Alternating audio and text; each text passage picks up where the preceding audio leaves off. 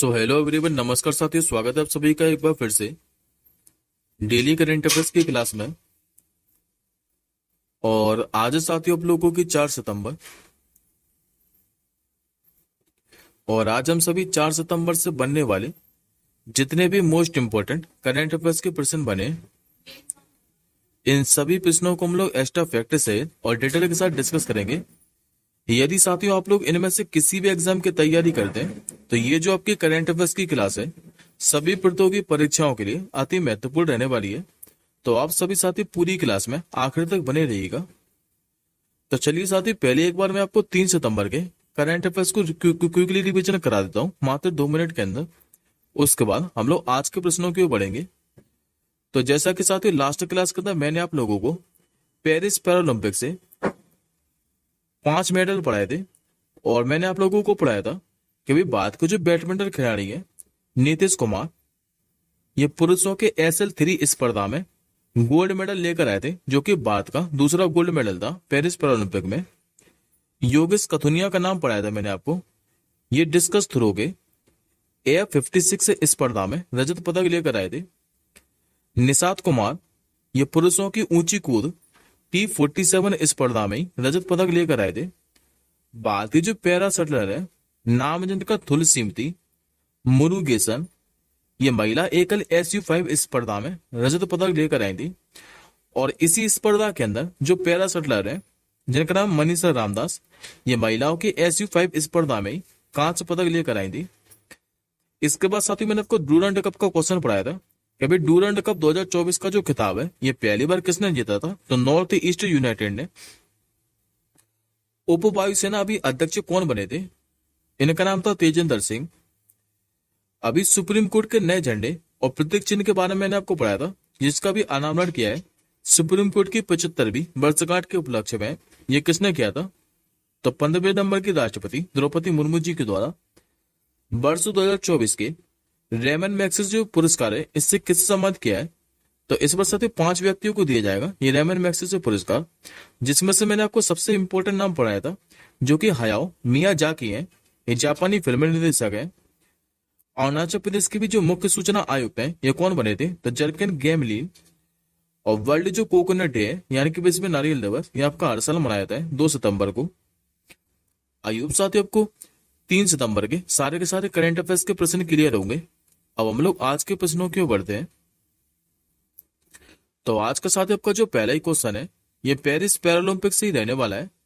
आज भी मैं आपको पेरिस पैरालंपिक से 4 प्रश्न पढ़ाने वाला हूं, तो सभी को ध्यान से देखिएगा। पहला क्वेश्चन है साथियों आपका पेरिस पैरालंपिक से कि जो सुमित अंतिल है इन्होंने भी पेरिस पैरालंपिक के जो मेंस जेवलिन थ्रो है इसमें F64 स्पर्धा में अभी कौन सा मेडल जीता है, तो इन्होंने जीत लिया साथी स्वर्ण पदक। सही आंसर होगा आपका ऑप्शन नंबर ए। देखिए साथियों जो पेरिस पैरालंपिक है इसमें ये अभी तीसरा मेडल है भारत का, जो कि गोल्ड मेडल है तीसरा। और ये कौन लेकर आए, तो सुमित अंतिल भाला फेंक के अंदर। अच्छा जी, जो सुमित अंतिल है ये कितनी मीटर भाला फेंक कर गोल्ड मेडल लेकर आए, तो 70.59 मीटर भाला फेंक कर। और इन्होंने साथियों हराया किसको है, तो श्रीलंका के डुलान कोडी थुवाकू को, जिनको सिल्वर मेडल मिला है। जबकि ऑस्ट्रेलिया के जो मिचाल बुरियन है इनको मिला इसमें कांस्य पदक।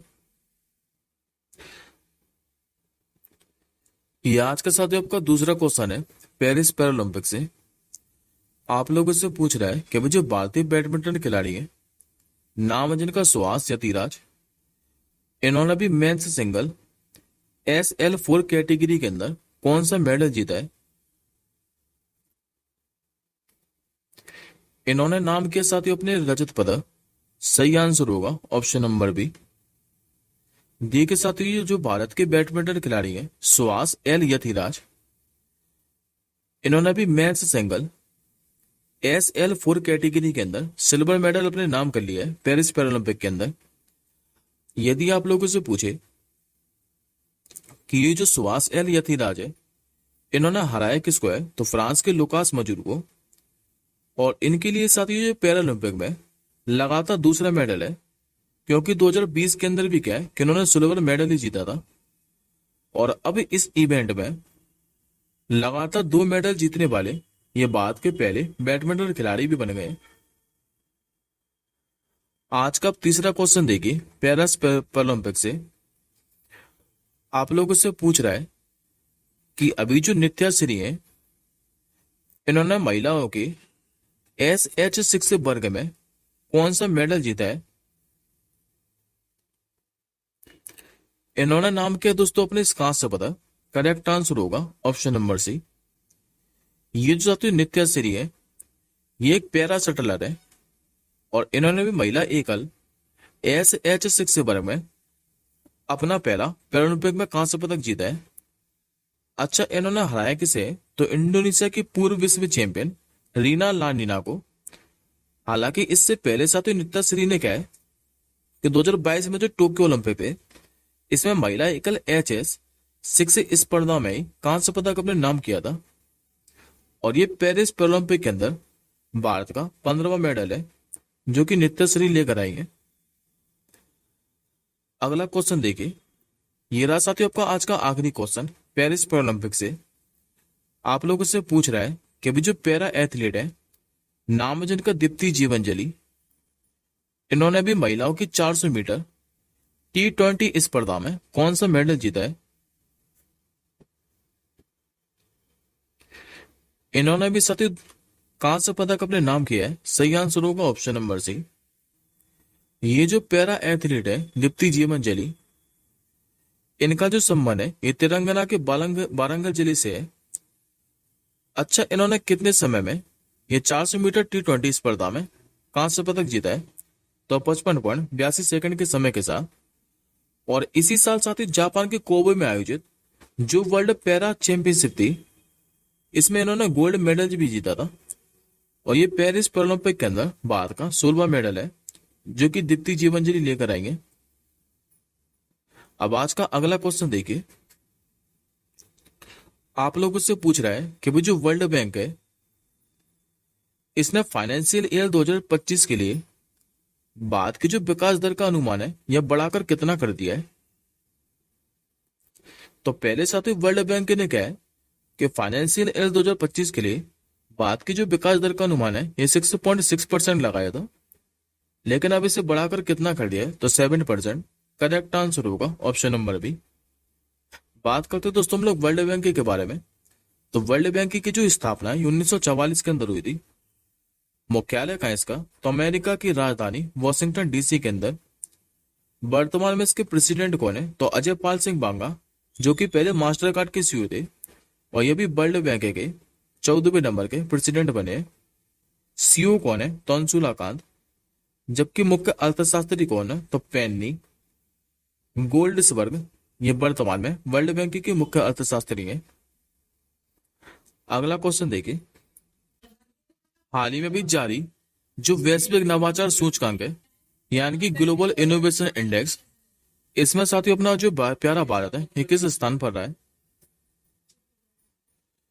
तो इसमें साथियों भारत की जो रैंक है इस बार 40 रही है। सही आंसर होगा ऑप्शन नंबर सी। दरअसल जो वैश्विक नवाचार सूचकांक है यानी कि ग्लोबल इनोवेशन इंडेक्स, इसका ये जो संस्करण है ये 2023 का है और इसमें बात क्या है कि 132 अर्थव्यवस्थाओं में से 40वें स्थान पर रहा है। जहां से वाली नहीं कर रहा हूं, चल।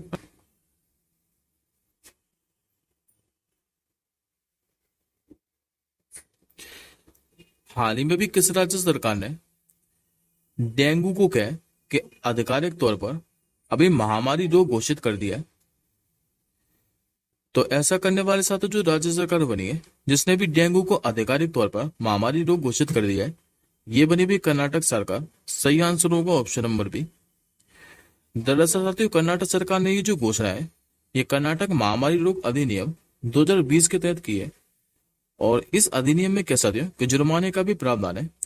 यदि शहरी क्षेत्रों में मच्छर प्रजनन पाए जाते हैं तो उस पर 400 रुपए का जुर्माना लगाया जाएगा और ग्रामीण क्षेत्रों में क्या है कि मच्छर प्रजनन पाए जाने पर 200 रुपए का जुर्माना लगेगा।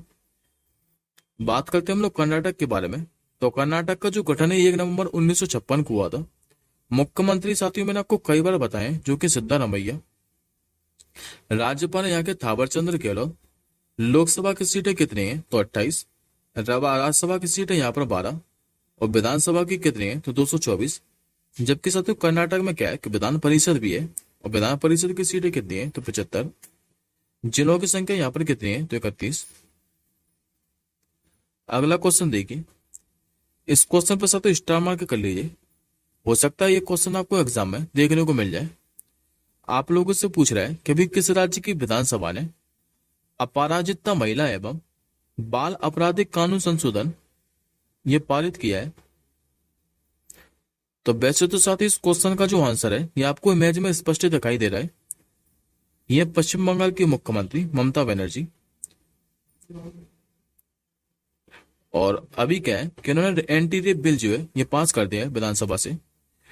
अच्छा, ये नया कानून साथियों कहता क्या है? तो इस नए कानून में के तहत क्या है कि रेप केस की 21 दिन में जांच पूरी होगी और पीड़ित के कोमा में जाने पर या फिर मौत होने पर दोषी को 10 दिनों के अंदर फांसी की सजा दी जाएगी। यदि गैंग रेप के दोषी हैं तो उनको सारी उम्र जेल में रखा जाएगा। अच्छा, ऐसा किया क्यों है? तो इसके बारे में साथियों आपको बताने की जरूरत नहीं है, क्योंकि ये जो खबर है ये काफी ज्यादा सुर्खियों में बनी थी पूरे भारत के अंदर। अगला क्वेश्चन देखिए, हाल ही में भी किसने एग्रीश्योर फंड और जो कृषि निवेश पोर्टल है इसका शुभारंभ किया है? इसका जो शुभारंभ है इस बार शिवराज सिंह चौहान ने किया है। सही आंसर होगा ऑप्शन नंबर डी।